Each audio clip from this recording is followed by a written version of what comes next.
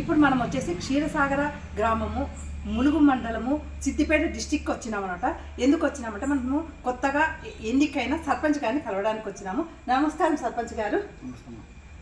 Sir మీరు మీ పేరు చెప్పండి సార్. నా పేరు కొన్యాల బాలరెడ్డి, క్షీరసాగర్ సర్పంచ్, ములుగు మండల సర్వన ఫోరం అధ్యక్షుడిని, ములుగు మండలం సిద్దిపేట జిల్లా, మా గ్రామం క్షీరసాగర్. సార్ ఎంతమంది ఈ క్షీరసాగర్ ఈ గ్రామంలో ఎంతమంది అభ్యర్థులు నిలబడ్డారు సార్? జరిగినటువంటి స్థానిక సంస్థల ఎలక్షన్లో సర్పంచ్ అభ్యర్థిగా ముగ్గురు పోటీ పడ్డారు. ముగ్గురు పోటీ పడితే ప్రజలు సమర్థవంతమైన నాయకత్వం కావాలని మమ్మల్ని ఎన్నుకోవడం జరిగింది. నాకు సుమారు 26 సంవత్సరాల రాజకీయ అనుభవం ఉంది. నేను వార్డు మెంబర్గా, ఉప సర్పంచ్గా, ఎంపీటీసీగా, సర్పంచ్గా రకరకాల పదవులు అనుభవించి ఇప్పుడు మంచి అనుభవంతో ఉన్న వ్యక్తి మనకు కావాలని చెప్పి మా క్షీరసాగర గ్రామ యువకులు, ఓటర్స్, ప్రజలు, పెద్దలందరూ ఎన్నుకోవడం జరిగింది. అవునా, తప్పకుండా ప్రజల కోరిక మేరకు మమ్మల్ని ముగ్గురు అభ్యర్థులు పడితే ఇద్దరిని పక్కన పెట్టి మమ్మల్ని గెలిపించేందుకు ముఖ్యంగా క్షీరసాగర్, కమలాబాద్ గ్రామాల ప్రజలందరికీ హృదయపూర్వక నమస్కారం. తప్పకుండా రాబోయే కాలంలో అత్యంత వైభవంగా అనుభవంతో ఉన్నటువంటి పనులను, చిరస్థాయిగా నిలబడిన పనులను తప్పకుండా చేస్తాం. ఎందుకంటే మా గ్రామం సమర్థవంతమైన గ్రామం. క్షీరసాగర్ అనే నామం ఉన్నటువంటి పేరు భారతదేశంలోనే ఏకైక పేరు. క్షీరసాగర్ అనే గ్రామం ఇక్కడ భారతదేశంలో ఎక్కడ ఉండలేదు. కావున క్షీరసాగరం అంటే పాల సముద్రం.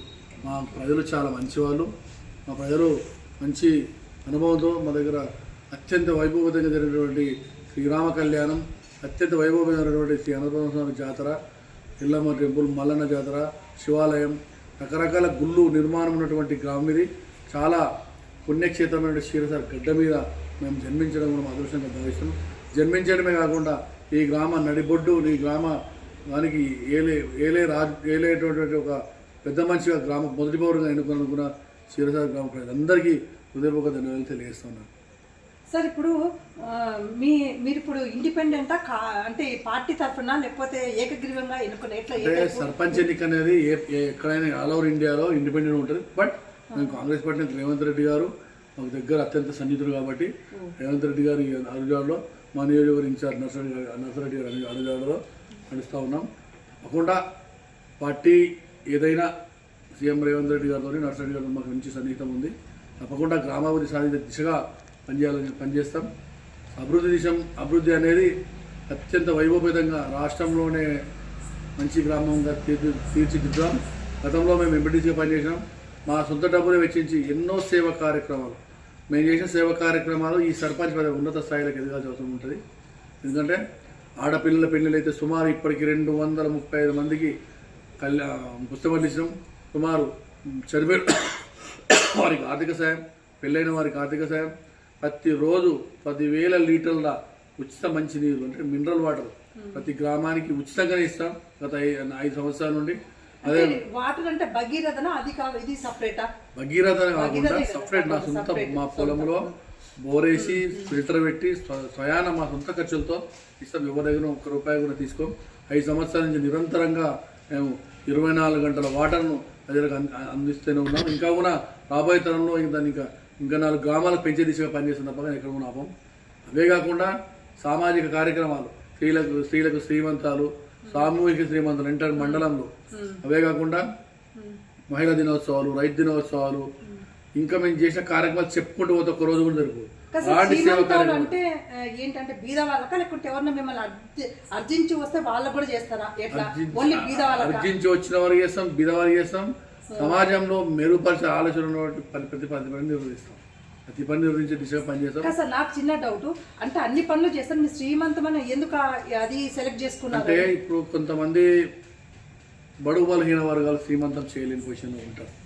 బట్ అలాంటి సమయంలో ఒక స్త్రీని గౌరవించడం మన భారతదేశం, మన భూమి పుట్టినప్పుడు స్త్రీతోనే మొదలైంది కాబట్టి ఆ స్త్రీని ఒక మహిళా శక్తిగా గుర్తించడమే కాకుండా మనం ఒక దైవ కార్యంగా గుర్తించాలి. కాబట్టి స్త్రీకి మనం ఆ ఒక శ్రీమంతం చేసినట్టయితే తరతరాల ఒక ఆమె జన్మనిచ్చినటువంటి బిడ్డకు కానీ తనకు కానీ గుర్తింపు ఉండే దిశగా ఉండాలని మనస్ఫూర్తిగా వాళ్ళ అంటే అది వాళ్ళ ఇంటి దగ్గర చేస్తారా ఏమన్నా ఫంక్షన్ హాల్ ఏమన్నా అట్లా ఉంటుందా? గుడిలో ఫంక్షన్ హాల్ కాకుండా రామాలయం శివాలయం గుడిలో అంటే వాళ్ళను గర్భిణీ స్త్రీలు కాబట్టి పబ్లిక్ ప్లేస్ లో కాకుండా ఒక రామాలయం ఒక దైవ నిర్ణయం ఉన్నటువంటి ప్రదేశంలో చేస్తాం.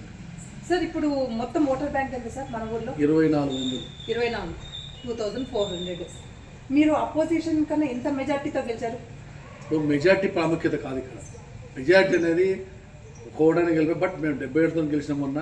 కాకపోతే మేము ఇప్పటికీ 26 సంవత్సరాల సుదీర్ఘ రాజకీయంలో ఉన్నాం కాబట్టి కొంత విభిన్న శక్తులు పనిచేస్తూ ఉంటాయి. వాటిని కూడా పటాపంచాలు చేసి మా గ్రామ ప్రజలు మాకు అధికార పీఠం దక్కించారు కాబట్టి వారికి కూడా మనం హృదయంతో ఉండి పనిచేసాము. ఓటు వేసిన వారైనా మన వాళ్ళే, ఓటు వేయని వారు కూడా మన వాళ్ళే. గ్రామానికి ఆధిపత్యం ఉన్నటువంటి ఒక ఓడిపోయినటువంటి గ్రామ సర్పంచ్ వీళ్ళు వాళ్ళకి తీరకుండా చూసే బాధ్యత మా పైన ఉంటుంది కాబట్టి తప్పకుండా చూస్తాం, నెరవేరుస్తాం. సార్ ఇప్పుడు మీరు గెలిచినారు కదా, ఇప్పుడు మీ వెనకల ఎవరు సపోర్ట్ ఉంది? అంటే ఫ్యామిలీనా, లేకపోతే మీ బ్రదర్సా, లేకపోతే రిలేషనా, లేకపోతే మీ ఫ్రెండ్సా, లేకపోతే ఎట్లా అంటే మీ ఊరి ప్రజల జనము అంటే ఏదైనా మీరు చేస్తారు? నాకు ప్రతి ఒక్కరు కుటుంబమైనా, వైఫ్ అయినా, అన్నదమ్ములైనా, పిల్లలైనా, గ్రామంలో ఉన్నటువంటి ప్రతి ఒక్కరు నన్ను అన్న తమ్ముళ్ళగా చూస్తారు కాబట్టి తప్పకుండా నాతో సమానమైనటువంటి మా యువకులు, విద్యార్థులు, రైతులు, మహిళలు శక్తివంతం లేకుండా పనిచేసిన గెలిపించారు కాబట్టి చిరస్థాయిలో వాళ్ళని మరపు రాకుండా పనిచేసుకునే బాధ్యత నా పైన. 10 రోజులు కష్టపడి ఓటు వేసుకుంటే మాకు 5 సంవత్సరాల సమయం ఇచ్చి 5 సంవత్సరాల వరకు తప్పకుండా అన్న కోరికల కన్నా ఎక్కువ నెరవేర్చే బాధ్యత మా పైన ఉంది. తప్పకుండా నెరవేరుస్తాం. చాలా సంతోషము సర్పంచ్ గారు, మీరు మీ అమూల్యమైన టైం మాకు ఇచ్చినందుకు మాకు చాలా సంతోషము. అదేగాక మీరు చాలా పనులు, ఇంకోటి మీరు ఇప్పుడు ప్రజలకు ఏమి హామీ ఇస్తున్నారు అంటే మీరు గెలిచినారు కదా, ఇప్పుడు ఏమైనా అభివృద్ధి కార్యక్రమాలు ఏమైనా మొదలు పెట్టారా? అభివృద్ధి అనేది ఆగనే ఆగదు. ప్రస్తుతానికి అభివృద్ధి అనేది ఎప్పుడు ఆగదు మరి, అంటే నిరంతర ప్రక్రియ మరి. అంటే అభివృద్ధి ప్రభుత్వం నుంచి వచ్చే ఫండ్స్ కాకుండా మా సొంత ఫండ్స్తో రకరకాల కార్యక్రమాలు మేము చేసిన కార్యక్రమం మీరు ఒకసారి విలేజ్ తిరిగి చూడండి. సుమారు చాలా ఎక్కడ చూసినా మా కార్యక్రమం ఉంది. ఇక్కడ అనువను ప్రతి ఇంట ప్రతి వ్యక్తికి మేము సాయం చేసి ఉంటుంది. ఎందుకంటే ఇప్పుడు గవర్నమెంట్ ఫండ్స్ ఇంకా రిలీజ్ అవ్వలేదు, సో ఇంకా మీరు గెలిచి కూడా ప్రభుత్వం వచ్చేదాకా మనం వెయిట్ చేయకుండా ప్రభుత్వం వచ్చినప్పుడు చేస్తామనకుండా ప్రజలకు అవసరమైనటువంటి ముఖ్యంగా లైటింగ్, మురికి నీటి కాలువలు క్లీన్ చేయడం, వాటర్ మనం సప్లై చేయడం, రోడ్లు క్లీన్ చేసుకోవడం అది మన గౌరవ బాధ్యత. వీటన్నింటినీ పైసలు వస్తే డబ్బులు వచ్చినా కూడా నిర్వర్తించేటువంటి శక్తి సామర్థ్యంతో పనిచేయాలి కాబట్టి ముఖ్యంగా ఇవి ఇచ్చినాక తర్వాత డెవలప్మెంట్ అనేది ఫర్దర్ స్టెప్, బట్ అది కొంత వెనుక ముందైనా పక్కా డెవలప్ చేస్తుంది. సార్ ఏమంటున్నారంటే ఇప్పుడు ఫండ్స్ కోసం నేను ఎదురు చూడను, నా వంతు సాయం ఎంత అవసరమో అంత ప్రజలకు నేను చేస్తాను. ఏ టైం అయినా సరే 24 hours నా సహాయం అర్థించి ఇంటి ముందు వస్తే నేను ఏ టైం అయినా సరే వాళ్ళకు నేను ఉన్నాను, నేను చేస్తాను అన్న హామీ ఇస్తున్నారు కదా సార్. అట్లా ప్రతి ఒక్కటి నేను చేస్తాను, ముందుండి చేస్తాను. ఇంతవరకు కూడా నేను చాలా పనులు, అభివృద్ధి పనులు, లైట్లు చేయడము, నీరు కానీ, మురికి కాళ్ళు కానీ ఇవన్నీ ఆల్రెడీ నేను చేస్తాను. ఇప్పుడు కూడా ఏ సమస్య వచ్చినా, ఏ ప్రాబ్లం వచ్చినా నేను చేస్తాను, నేను చేయడానికి వెనకాడను అని సార్ మాటలతో చెప్పారు. ఇందాక నాకు అర్థమైంది, అది ప్రజలకు కూడా అదే చెప్తున్నారు. ఇంకా అది కాకుండా ఇక్కడ స్పెషల్ ఏమంటే అందరూ అన్ని పనులు చేస్తారు. ఈ సార్ ఏమంటే శ్రీమంతం కూడా ఉంది. అది శ్రీమంతం అనేది అది మామూలు మాటలు కాదు, సార్ మాటలతో అన్నారు, క్షీరసాగరం అన్నారు.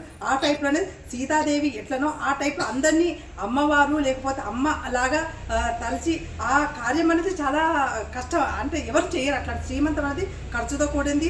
అదాక మీ ఊరికి పెద్ద మనిషి అయ్యి నేనున్నానని వాళ్ళకు చేస్తున్నారు. సో చాలా సంతోషం అనిపించింది ఆ మాట వినగానే. నాకే అసలుకి చాలా ఎంత ఆనందం అనిపించిందంటే ఇట్లాంటి సర్పంచ్ మా దగ్గర ఎందుకు లేరా అని నేను అనుకుంటున్నా. ఆయన మంచి పనులకు ఆయన చేసే దీనికి నా హృదయపూర్వక నమస్కారములు. మా ఛానల్ తరఫున కూడా అందరి తరఫున కూడా అభినందనలు. థ్యాంక్ యూ సర్పంచ్ గారు.